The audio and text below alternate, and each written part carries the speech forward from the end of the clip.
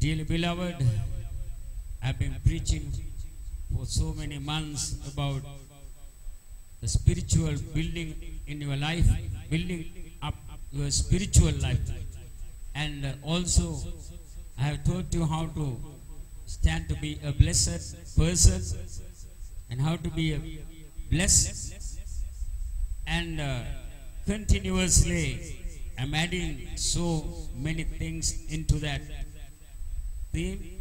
Today, my message, living as a true Christian. There are many Christians in the world, but they are namesake Christians. And I'm speaking to you this morning how you can be a true Christian. If you are a true Christian, others must see Christ in you. To see Christ in you, what you should do. Number one, you have to die for yourself. As Jesus said, if anyone wants to follow me, deny yourself and take up your daily cross and follow me. As I've spoken to you many times about it, your greatest enemy in this world is not Satan, your ego or yourself. And if you are willing to stand against your will and against yourself and humble yourself and commit yourself into the hands of God, then God will begin to do His will in your life. If I turn back and see what God has done in my life, is incredible and unbelievable. And even the every words that I speak here is unbelievable and incredible.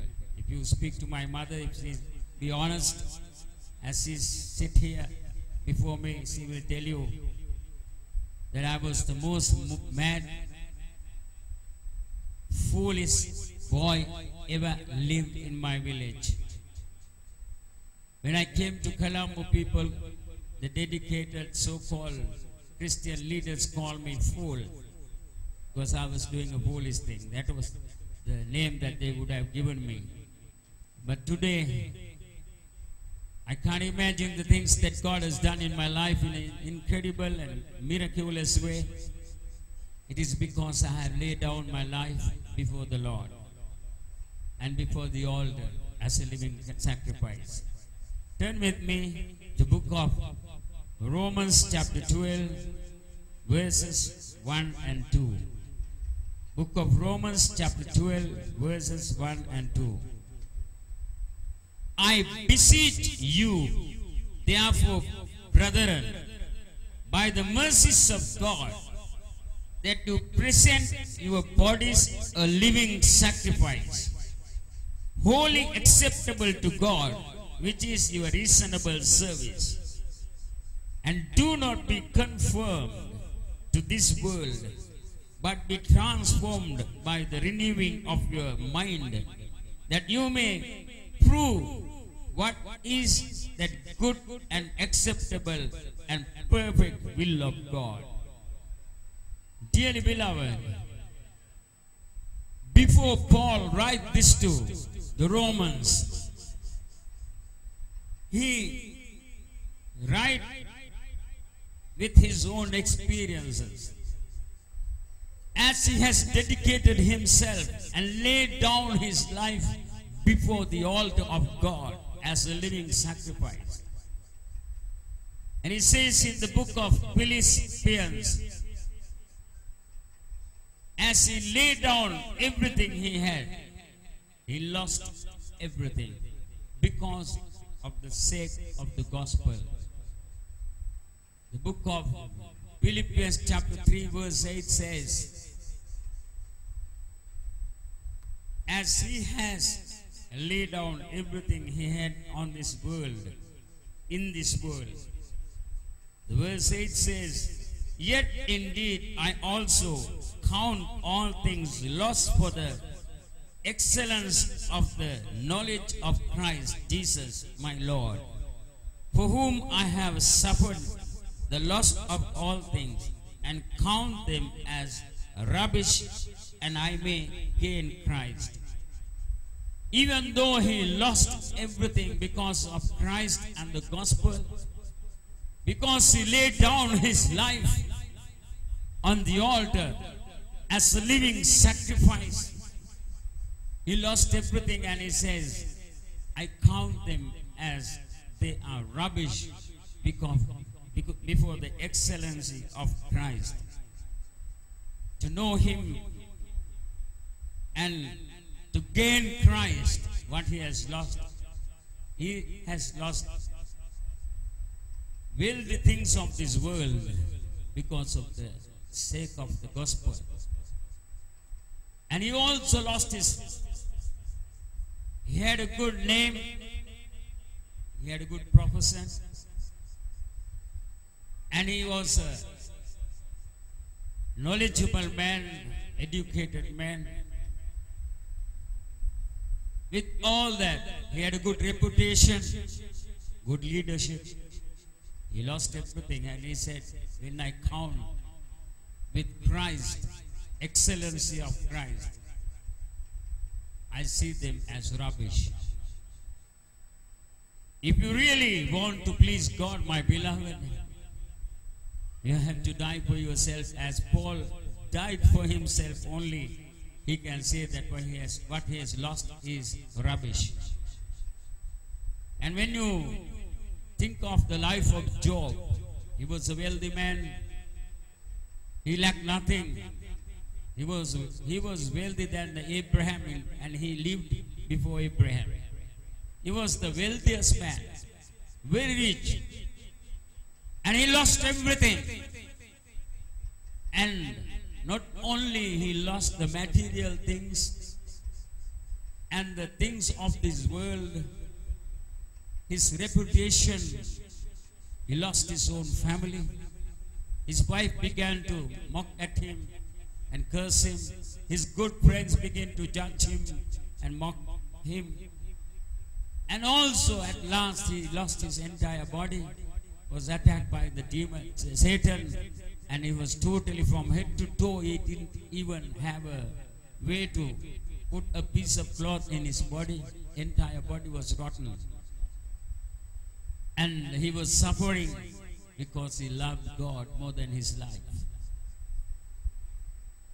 He lost everything. He lost his entire body. He lost his health. But still, he didn't give up God. At the end, he received the double portion. What he lost, God blessed him with double portion. In the book of Romans, from the chapter 1 to the 11 chapters, Paul speaks about the mercies of God. If you read and study from the verse chapter 1 to chapter 11, Paul explained about the mercies of God. And then when he starts in the beginning of Romans chapter 12, now he says, it's a reasonable service that you and I should do. As with his mercy, God has done so much to you and me and to the church of the Lord Jesus Christ. Therefore, he says, he begged the congregation, he begged the entire world church by writing this to the epistles, book of Rome. He says, I beseech you, therefore, brethren, by the mercies of God, all these mercies of God from chapter 1 to 11, by those mercies of God, and Paul beseech you, brethren, by the mercies of God, that you present your bodies a living sacrifice. The other day when I saw how the people have dedicated their bodies and their lives to demons in the hot sun, and they are totally given up their self and dying for demons that they are trusting and worshipping, we should sacrifice our life more than them, because we serve the true living God, not goddess of the other people, not demons or satanic spirits. We worship the living God. We should have a better sacrifice than them.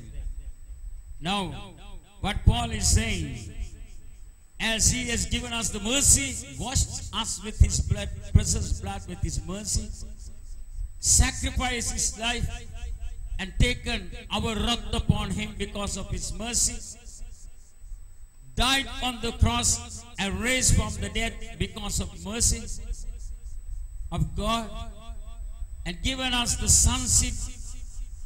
And as the book of Romans chapter 8 says, he has given us the inheritance of the Lord Jesus Christ to be true sons and daughters of the living God, and given us the grace to be a more than conquerors because of his mercy. Now he is asking, because of all these things I am telling you, to present your body as a living sacrifice, wholly acceptable to God, which is your reasonable service. In the Old Testament, when people bring sacrifice, they bring a dead body. They keep the dead body on the altar. But now he is asking us to keep our life as a living sacrifice. As Jesus Christ is living in us through the Holy Spirit, with the washing of his precious blood, now we are a living creatures in Jesus Christ. As we lay down our life on the altar, my beloved, you and I will be a useful vessels in the hands of God with the fire of the Holy Spirit. Amen.